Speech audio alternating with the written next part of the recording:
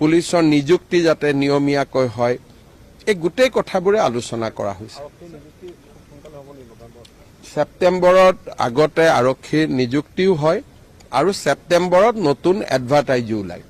আমাৰ গোটেই কনচেপ্টটোৱে হ'ল যে অসম আৰক্ষীত কোনো খালী পথ থাকিব নালাগে।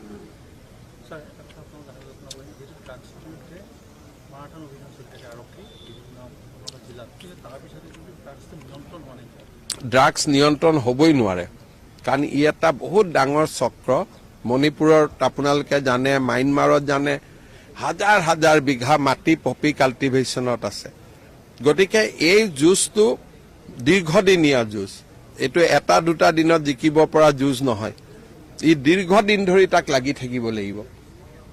10 বছৰ 20 বছৰ আপুনি সংগ্ৰাম কৰি থাকিব লাগিব। ড্ৰাগছটো এনেকুৱা বস্তু, সামান্য পেকেট এটা পকেটত লৈ আহিব, কোনেতো সন্দেহো নকৰে।